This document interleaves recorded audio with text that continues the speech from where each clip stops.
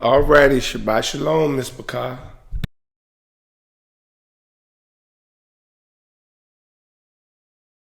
Glory Midday, Yahoo Ben Yashriel. I want to welcome you to another live stream of My Living Branch. We appreciate all those that have taken time out to join us in our live stream.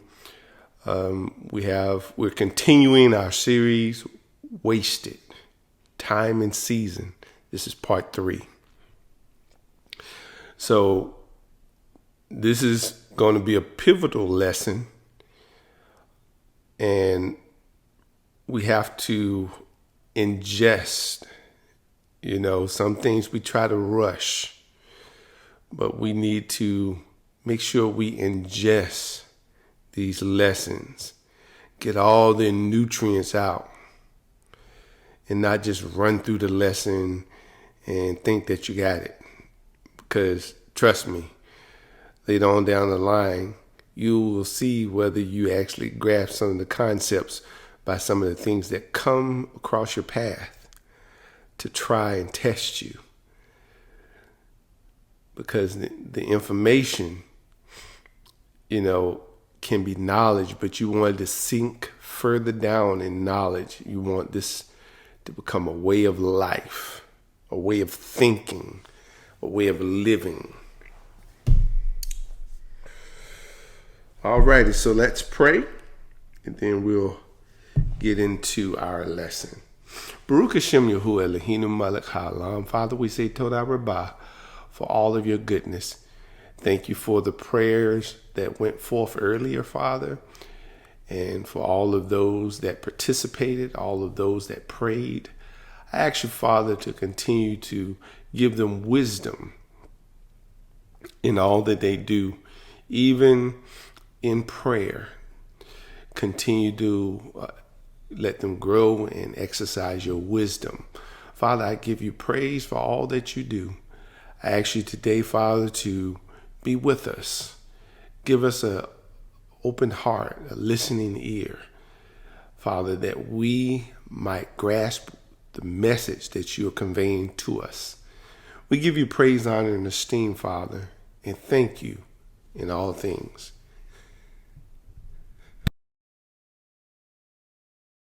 Hallelujah. Name Mashiach Yahusha. Amen.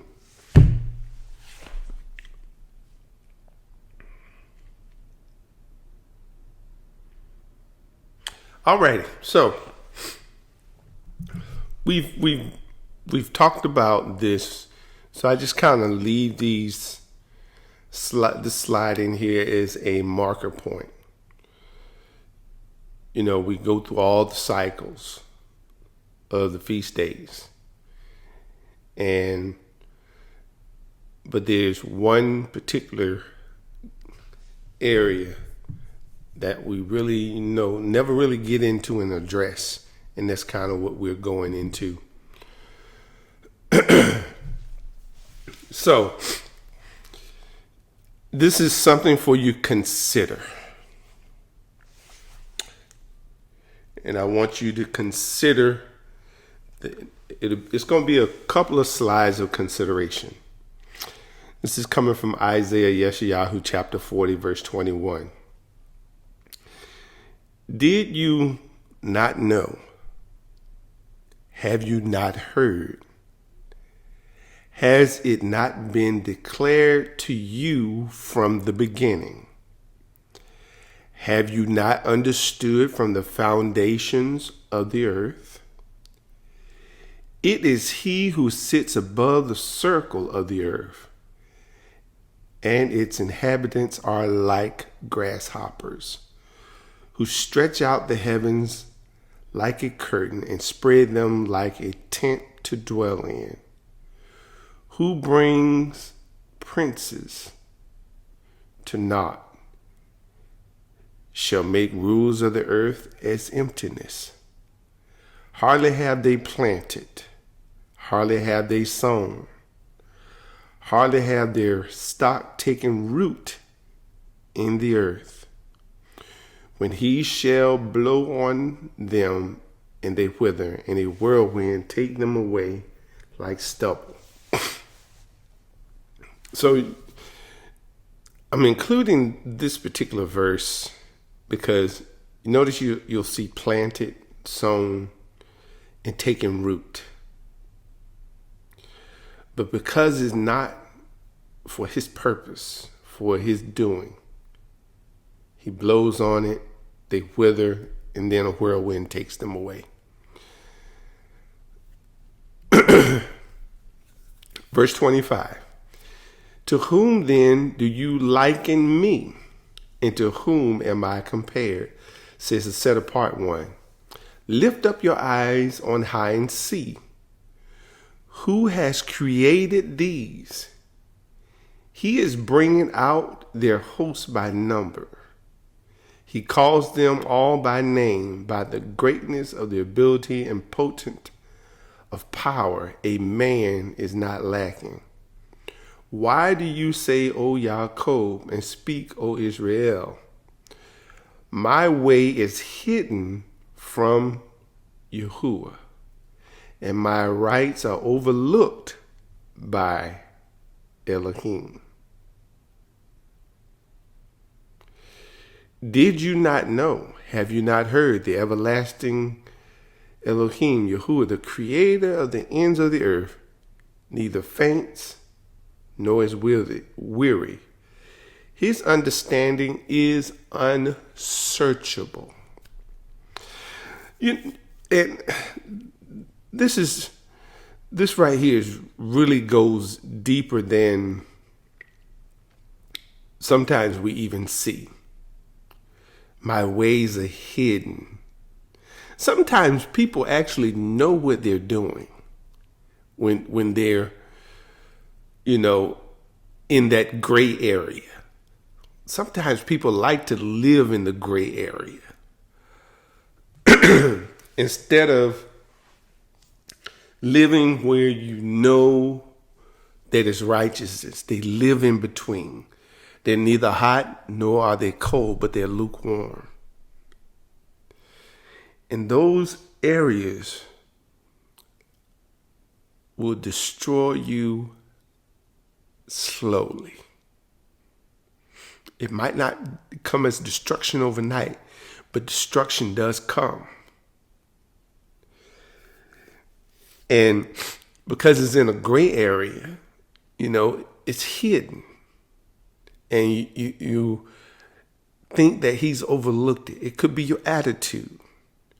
It could be your actions. It could be your pride. It could be a lot of things. And it's usually things that we we know that it's there, but we refuse to really take it head on and deal with it. Could be lust. It's so many things.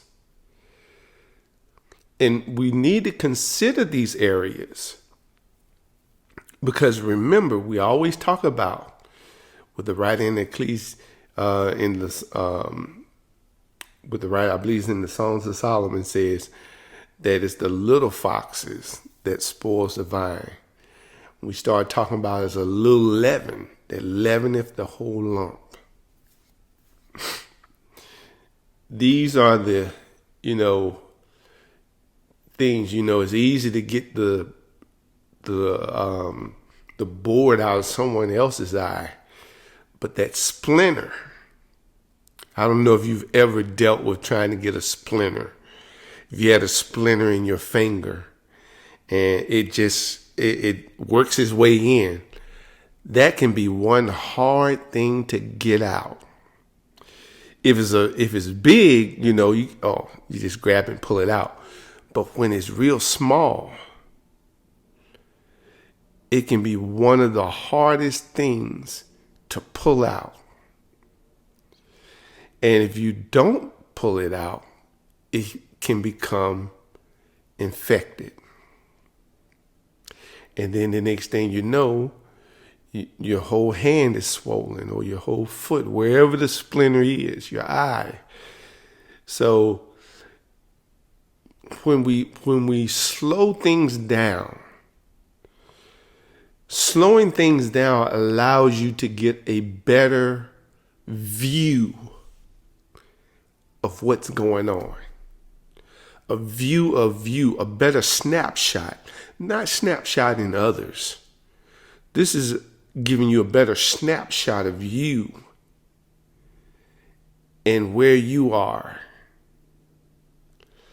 and your actions. And, ask yourself, why do I do what I do?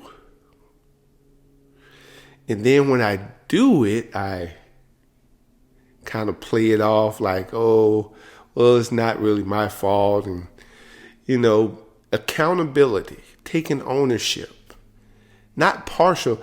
People easily take partial ownership. It's easy to point the finger at someone else.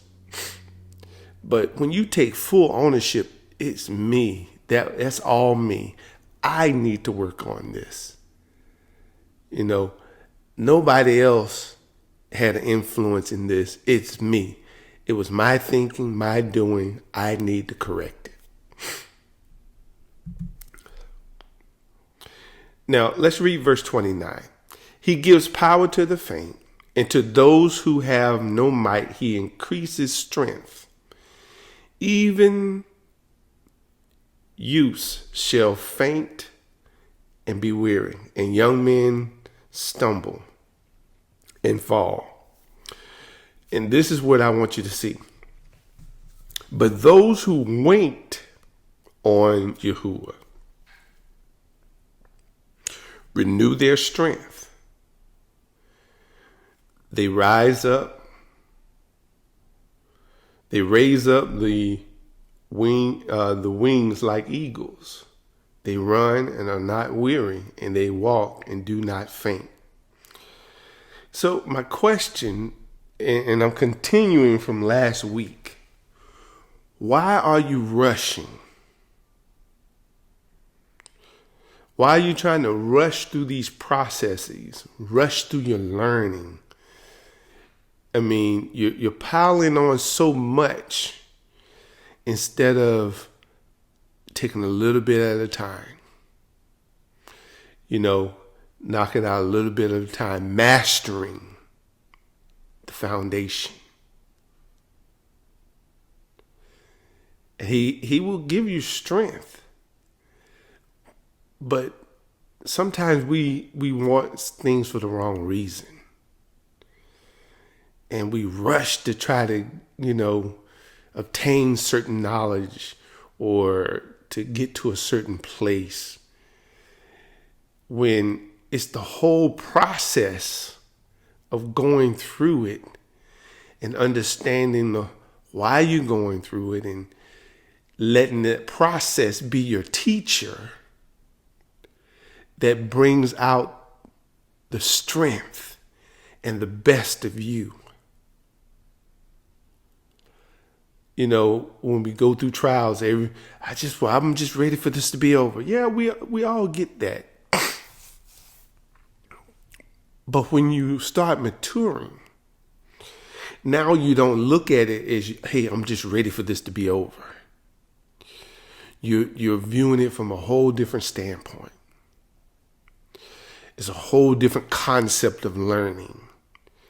It's a whole different level that you're on, because now you're trying to get the inner workings. You're trying to master what he wants you to master. You're not just trying to add a feather to your cap or put a notch on the bed, or any of those type sayings you've heard people do. Just check it off. You want to make sure that you understand, that then that what you went through becomes usable. But when you go through things and you just want to trailblaze and go through, it's not always usable. That's why we're slowing it down. We're waiting, but those that wait on Yahuwah renew their strength. Okay? It's just like waiting, and we've talked about this. It's just like waiting for the rain. He didn't leave you in Egypt where you had a source of water. He put you in Israel where he could be the source of your water. And he would know when to give you the rain, the early rains and the latter rains.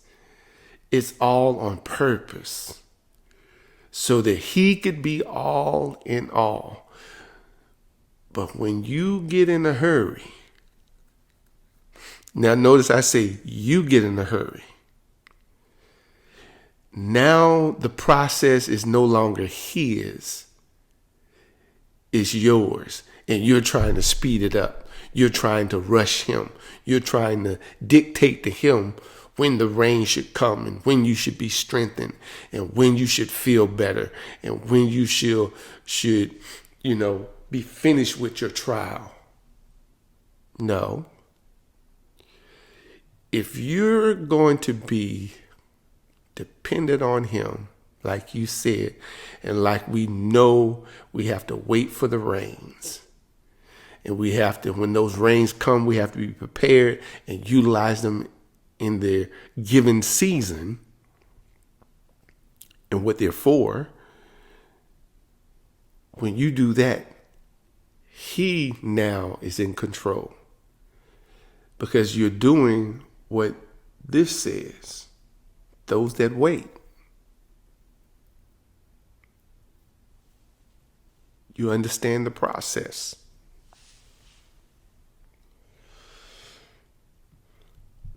And trust me, it took me, it's been a lifetime of learning. But after a while, you see it and you're like, okay, let me just slow it down. I'm in no rush. I'm in no hurry. If things come to pass, it happens. If it doesn't happen, I'm still learning. I'm still growing. I'm still trying to improve day by day in this journey. So let's talk about this wait. The kawa here, which is the root word, to bind together, perhaps by twisting. And we've been over this before in previous lessons. See, when you're waiting, let's think of it twisting. Now when you're waiting, you're intertwined with that which you're waiting on.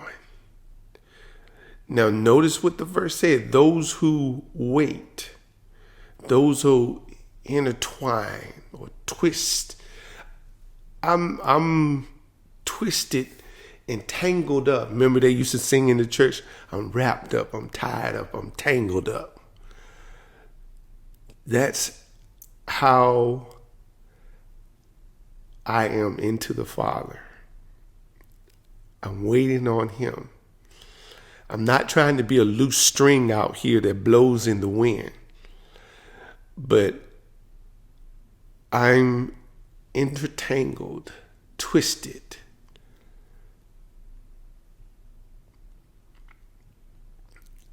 In him. So I'm waiting on him. I can't move without him. I have to wait for his unctioning, for his direction.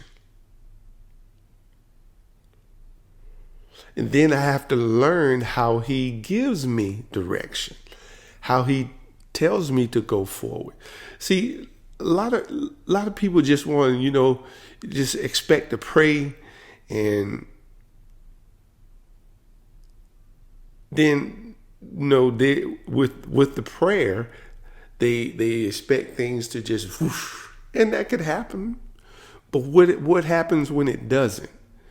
What if there's a delay? Are you able to read those signs too? Are you able to discern that I have to wait? There's a delay, or he's trying to show me something else that I didn't get through this process. And now I have to put things on delay so that I can get what I need to get.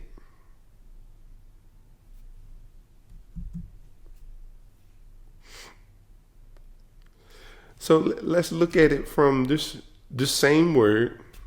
Kawah was in Genesis chapter 1, verse 9. And Elohim said, "Let the waters under the heavens be gathered together in one place. Let the dry land appear." And it came to be so. So notice who gathered it. And I still ask the question, what is your rush? Why are you in such a hurry? You know, it's not, trust me, sometimes people get in a hurry to be more. They want to be a more. They want to be a teacher. They might want to be a shrine. They might want to do other things. But they, just like Maury Yesharon, we all have that background for on-the-job training. You've got to be trainable. You've got to be willing to learn in the process. Not everything you learn is going to be written out in the book. Some things are going to be lived out. You're going to learn as you live.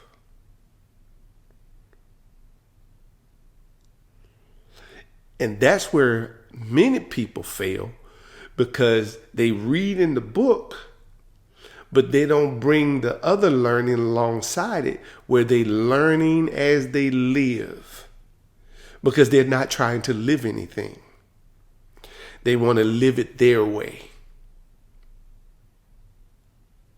Then after you've lived it your way for a period of time, then you start reading the book your way instead of his way.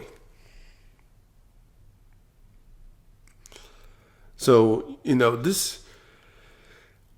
really, really exalting you to slow your roll. To slow it down. There's no rush. There's no hurry. The blessing will be there when you get there. The real blessing is going to be the growth that goes on inside of you as you go through this process. Let's look at some other places where weight is used, just to get some clarity. Psalms 25, verse 5. Lead me in your truth and teach me, for you are the Elohim of deliverance. On you I wait all the day. This is interesting.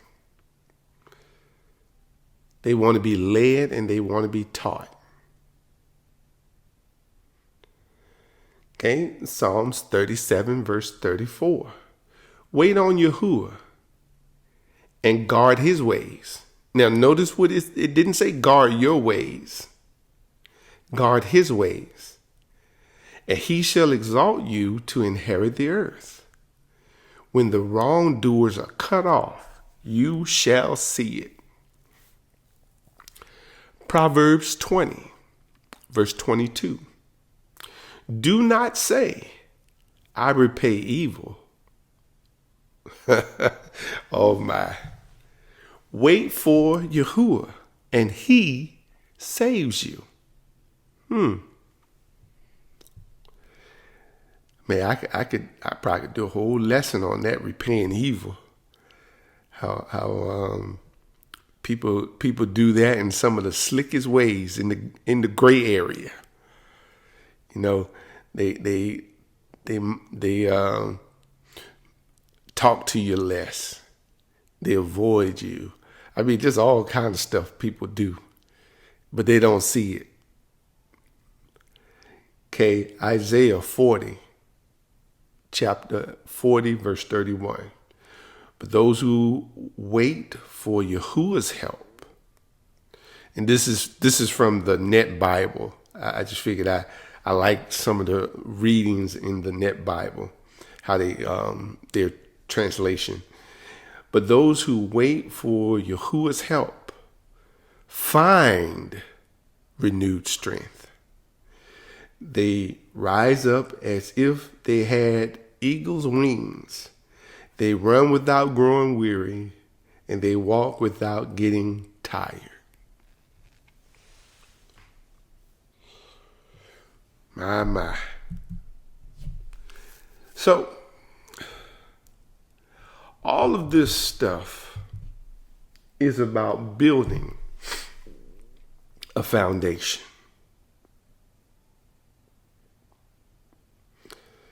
Yesod.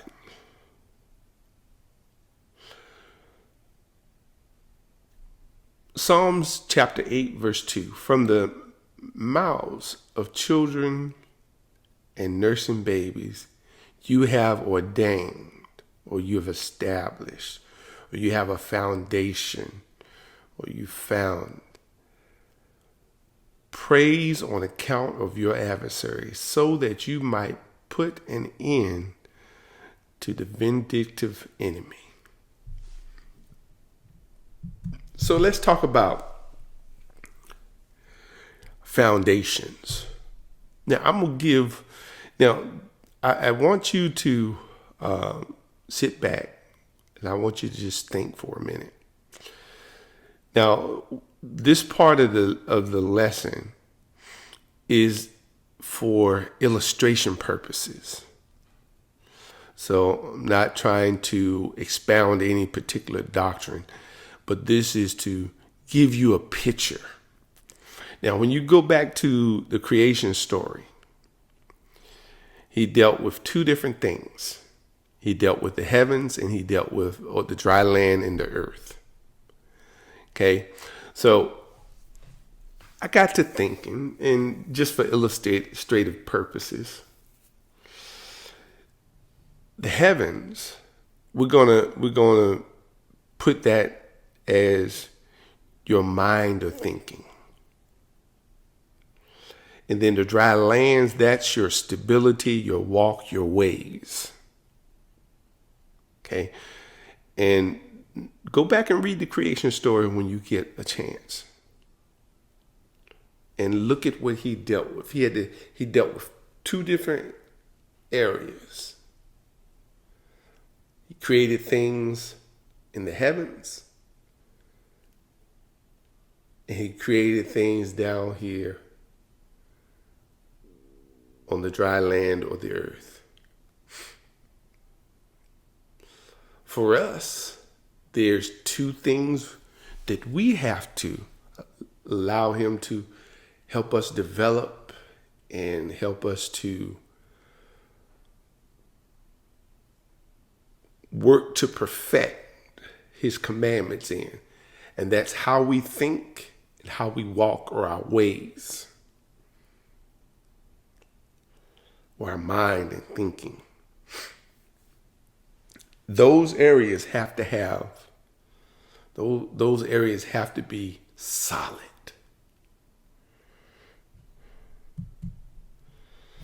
So, consider your foundation, your heavens. It's your mind thinking, the earth, dry land, your stability, your walk, your ways. So I did something a little different this time. I said, let's go to the Brit Hadashah. Let's go to what's commonly called the New Testament. Okay, let's go to Colossians chapter 3, verse 1. If then you were raised with Messiah, seek the matters which are above, where Messiah is seated at the right hand of Elohim. Mind the matters above, not those on the earth. For you are dead, and your life has been hidden with Messiah in Elohim. When the Messiah, who is our life, is manifest, then you also shall be manifested with him in esteem. Therefore, put to death your members which are on the earth. Okay, now in this particular instance, he's telling you to get a mind that's in a heavenly place. You're thinking, you're seeking things that are above. Like it says in Matthew 6:33, seek ye first the kingdom of Elohim, and his righteousness, and all these things shall be added to you. But then he comes down and he deals with things that are exhibited in your ways and your walk. That if you want your ways and your walk to be purified, you have to eliminate certain things out of there. So he tells you, therefore, put to death your members which are on earth: whoring, uncleanness, passion, evil desire, greed of gain, which is idolatry. Because of these, the wrath of Elohim is coming upon the sons of disobedience, in which you also once walked when you lived in them. So these are a few things we have to address. And a lot of people, I'm not going to go into depth on any one of them. But what I will say is you better make sure that you don't have any splinters of these in your life, because it will affect you. It'll affect your resources. Now your body has to spend time fighting something that should have been pulled out a long time ago. Okay, and let's keep reading. Let's go to verse 8. But now also put off all these: displeasure, wrath, evil, blasphemy, filthy talk from your mouth. Here's a good one. Do not lie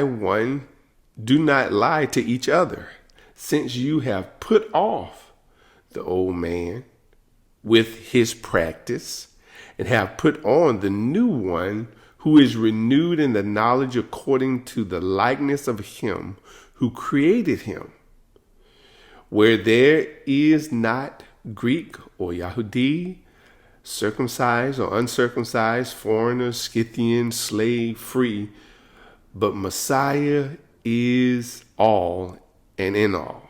Now, when I got here, I said, let me throw a little twist on them. I want you to think about this. This passage, when you read in Exodus chapter 12, verse 49, there's one Torah for the native born and for the stranger who sojourns among you. So whoever is among us, well, if they're going to follow the Torah. So if they're circumcised, they follow the Torah. If they're uncircumcised, guess what? They're going to follow the Torah, and they're going to get circumcised. So no matter what classification they fall under, there's one Torah for everyone that says that they're going to walk this thing out. Therefore, as chosen ones of Elohim, set apart and beloved, put on passion. Now, here's the things that should be grounding your ways. This is here on the earth, the dry earth or dry land. Remember, the heavens deal with your thinking. We're down here on earth, we're dealing with your actions, your ways. Now, These ways right here should be dominating. If you say you're a chosen one and you're set apart, put on compassion. How compassionate are we? Kindness, humbleness of mind, meekness, patience, bearing with one another, forgiving each other if anyone has a complaint against the other. Indeed, as Messiah forgave you, so also should you. But above all these, put on love, which is a bond of perfection. Let the peace of Elohim reign in your hearts, to which indeed you were called by one body, and be filled with thanks. Let the words of Messiah dwell in you richly, teaching and admonishing one another in all wisdom, singing with pleasure in your heart to the Master in psalms and songs of praise and spiritual songs. And whatever you do in word or deed, do all in the name of the Master Yahushua, giving thanks to Elohim the Father through him. Man, how many are grounded in that? How many is, see, when you go through the processes, all of this stuff will start to come out. But when you get in a hurry, you skip over a lot of stuff. Trust me. Okay, let's go to Philippians chapter 2, verse 1. If then there is any encouragement in Messiah, if any comfort of love, if any fellowship of spirit, if any affection and compassion, make my joy complete by being of the same mind, having the same love, one in being and purpose, doing nothing at all through selfishness. There's a lot of that goes on. Or self-conceit. But in humility, consider others better than yourself. Each one should look out not only for his own interests, but also for the interests of others. For let this mind be in you, which was also in Messiah Yahushua, who being in the form of Elohim did not regard equality with Elohim a matter to be grasped, but emptied himself, taking the form of a servant. How many servants we got out there? I'm not talking about servants in words. I'm talking about action. And came to be in the likeness of men. And having been found in fashion as a man, he humbled himself and became obedient unto death, death even of a stake. So, this is all for us to slow down. Let the process work in our favor.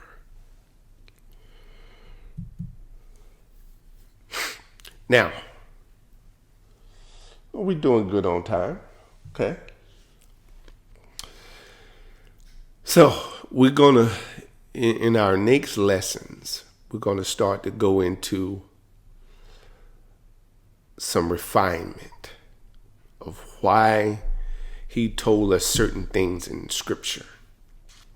So now I'm going to start preparing you for that. So wasted time and seasons start with wasted thought, heavens, and wasted ways, the ground. Where did your thoughts and ways come from?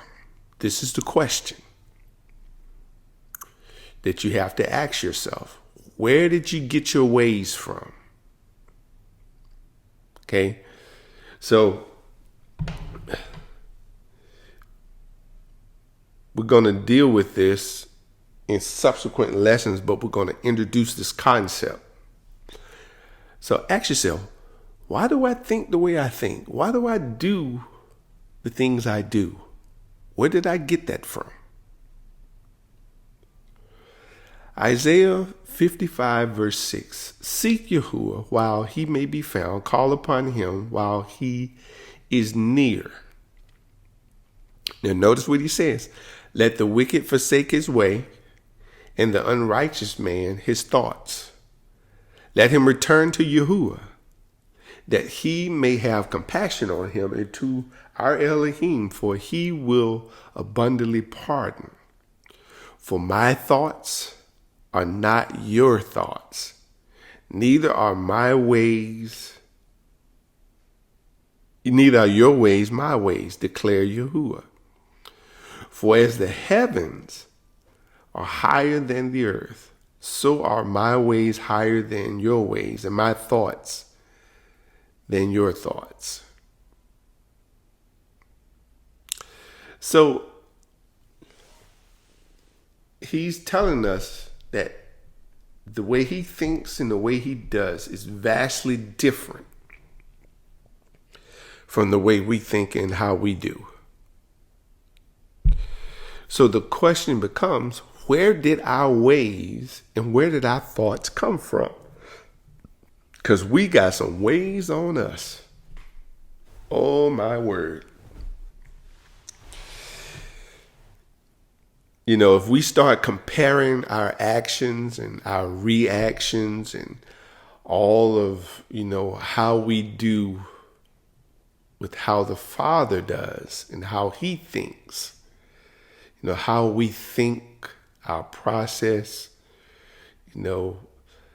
there's a lot of assumption built into our thinking. The Father, he's cut and dry.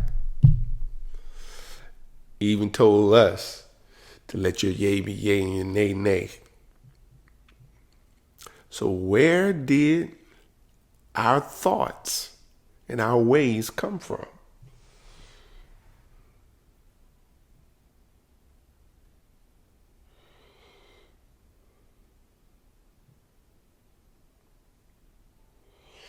So we've got to really consider this question. I was just reading some of the chat.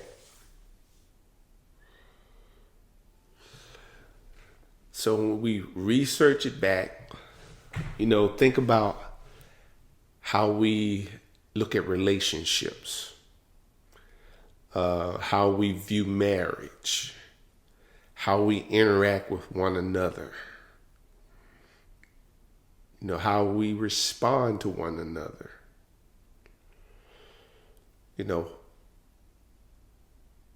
There's some stuff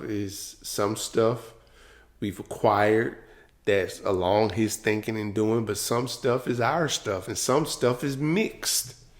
You got a mixture in there. So let's look at this.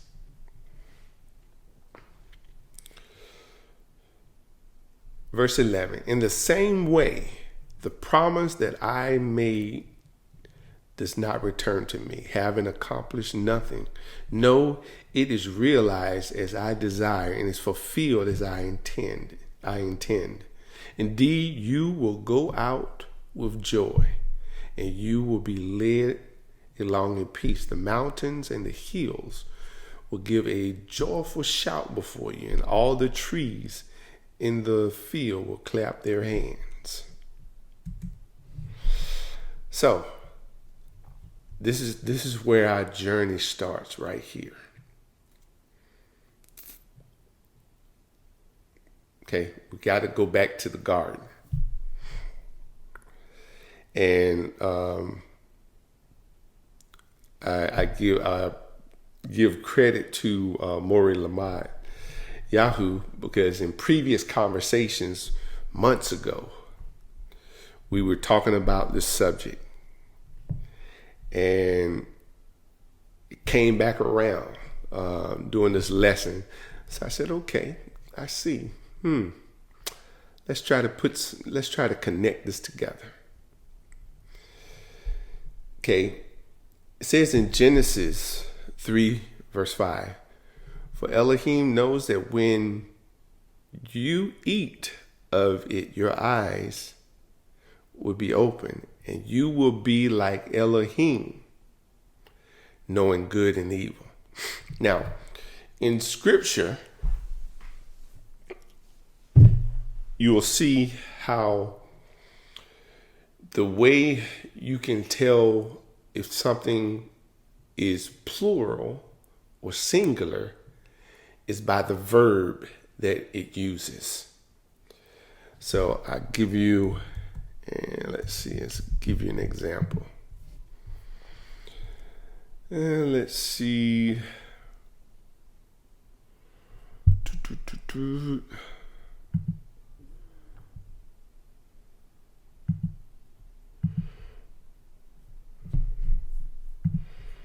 So when we're looking here, now look here. So Yodeh Elohim, which is over here for Elohim knows. But if you look here, look down the bottom, it's a verb. It's a masculine singular that's used with Elohim. So we know that this particular Elohim is talking about the Father, because the verb that's being used with it is singular. Okay, now if we go back over to our PowerPoint and we start looking at this one, where it says Ke Elohim Yoda'ah. This one, where it's you're saying like, or this particular one for. Look at the verb here. The verb is masculine plural construct.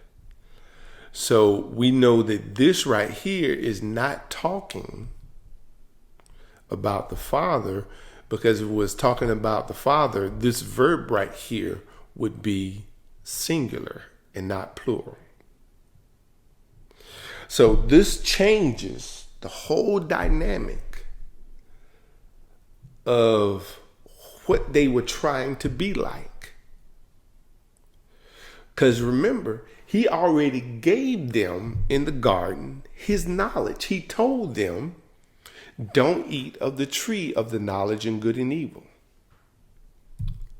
That's where we go. Okay, we're back. So they already had that. The knowledge that they now thought about was a knowledge that was different from what he gave them. So this is from the mighty ones. This is not from Elohim. So the mighty ones were trying to distribute their knowledge. And in our next lesson, we're going to go into some other writings that discuss this.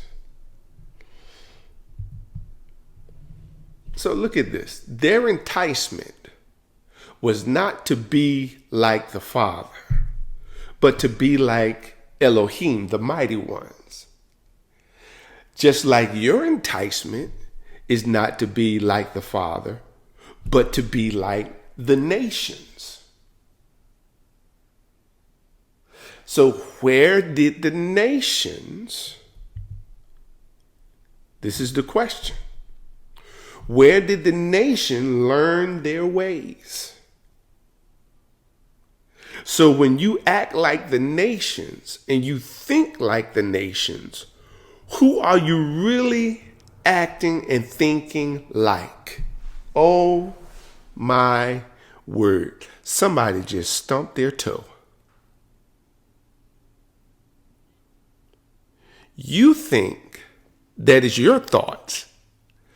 But these thoughts are nothing new.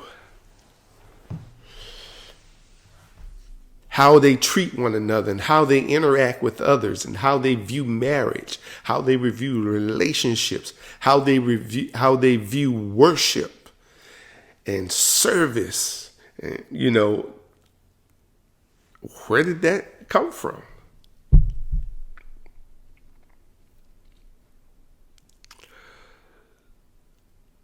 So we're going to have to walk this thing out slowly.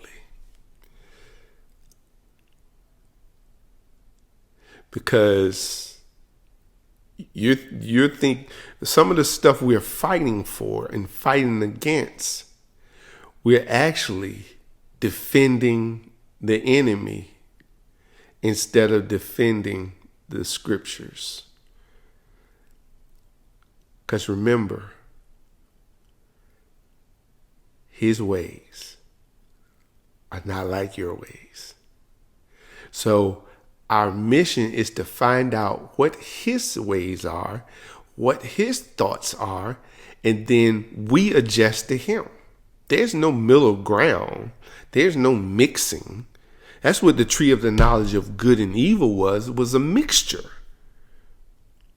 And the enemy sold that thing so well. He sold it. And he's still selling it today because people still buying into it. So when we start walking this thing out next week, you're going to see, because this is where it first started right here. Them, Adam and Hawa, wanting to have the knowledge of the mighty ones. They had the knowledge of Elohim. He gave them that. How much more he was going to give them, I don't know. It really doesn't go into detail, but they had everything that they needed. With that command, they had the freedom that they needed. They only had one thing they had to observe.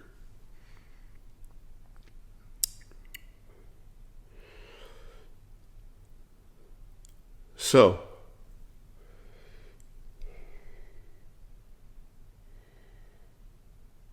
it would be in 2 weeks.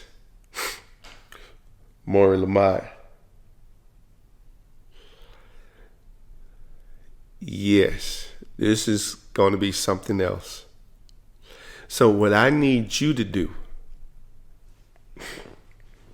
as a student, I want you to take some time and I want you to think about some of your hang-ups, some of your ways. And kind of you can do yourself an inventory. Sometimes it's good to take inventory to see what you're working with.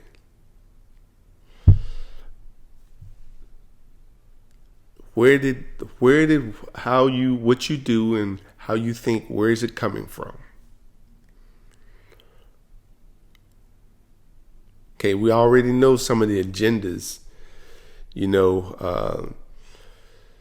that's out there now that they're promoting. That's, we might touch on. But what I need you to do is to do an inventory of yourself. Look at your ways. Look at you. Is it really from Elohim? Or is that more of the main source, the mighty ones? And some of the things that they project into the world. Some of their ideology. Because Yahuwah has laid out for us, for Israel, one Torah for everyone. For the one that's native born and for the one that's strangers sojourning among us.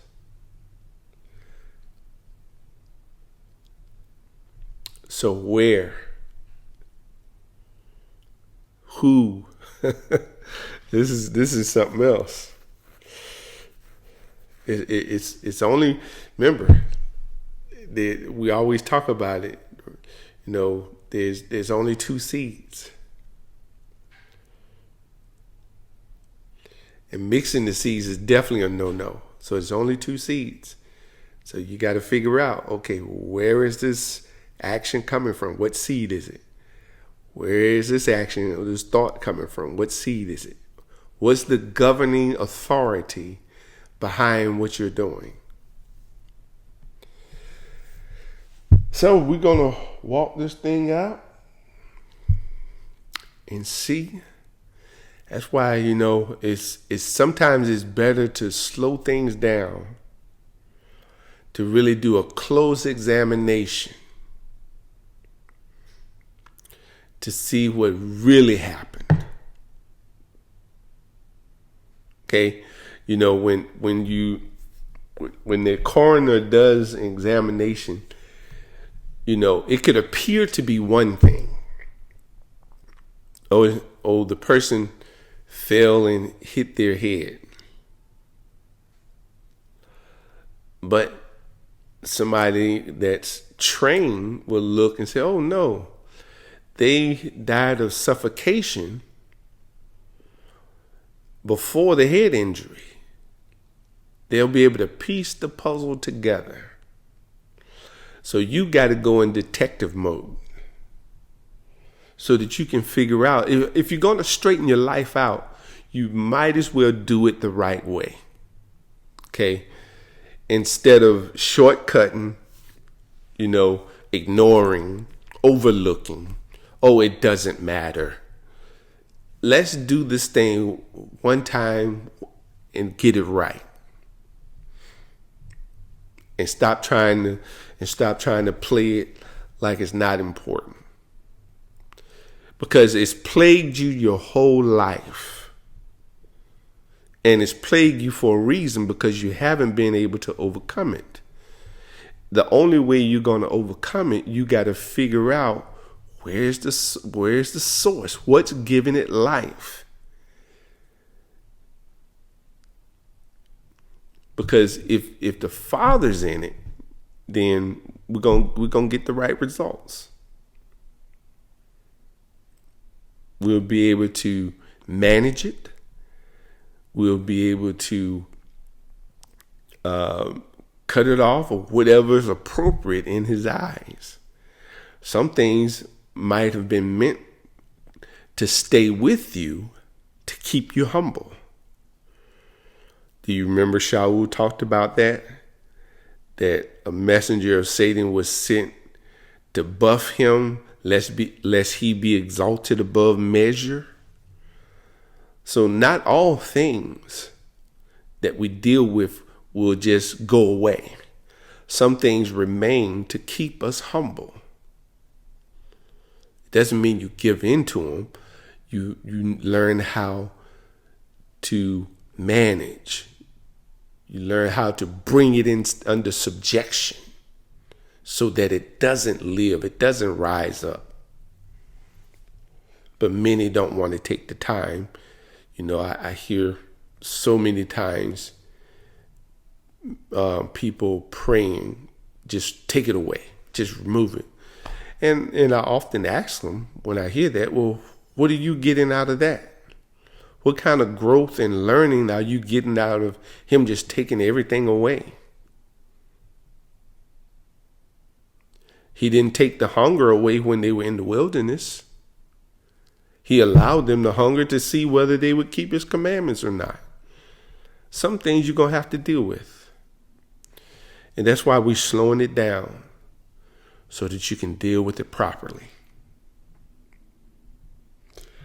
So, I think that was, I hit it on the head. But we're gonna walk through this in subsequent week.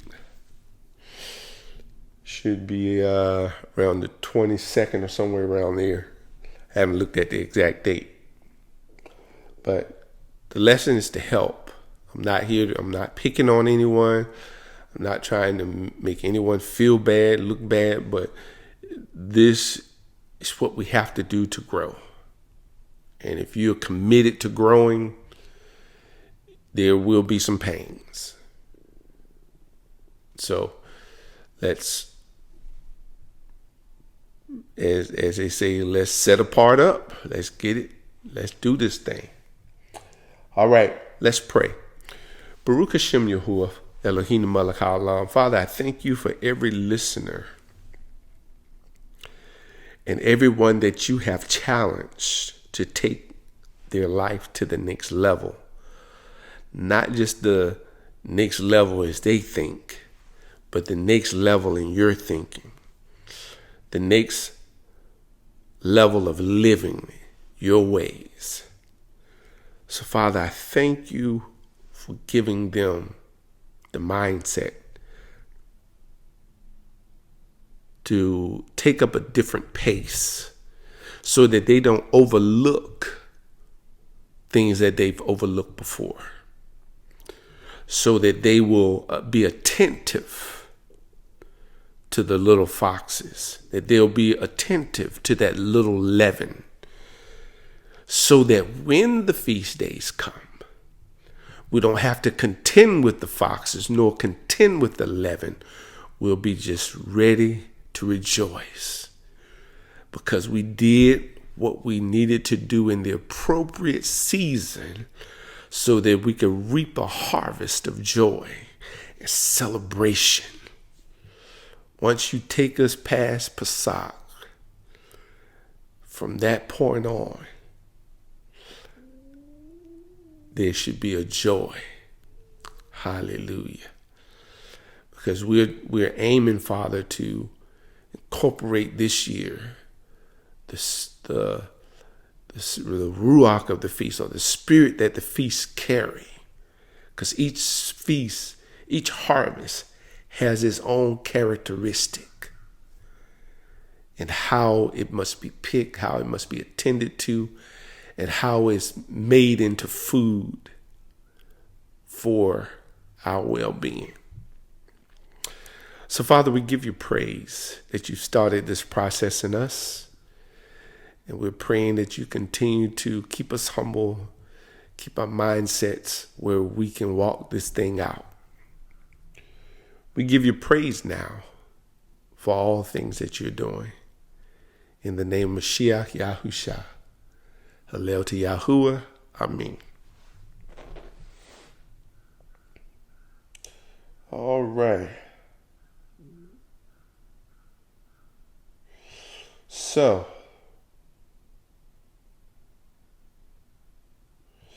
this is going to be good. It's going to be good. All right. So, if you're interested in becoming part of the Bookmarker Witnessing team, just jump over to the website and submit your request, and we'll get those bookmarkers out to you.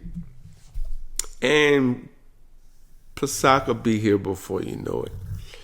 Let's teach and train our children. So you can just go over to Amazon and type in Hebrew Passover story for children. And it's in paper edition and Kindle. And just a tool for you to train your children. So, hey, we appreciate all your support. Most of all, let me circle it here. Let's see. We want a pencil. We appreciate this, your prayers. This is what we first give thanks for. Now, if you would like to make donation to support all the things that we have to do to upkeep what we do, hey, you can do that. You can do it online. It's a donation button in the stream. You do Cash App, you do PayPal. Hey, as the Father leads.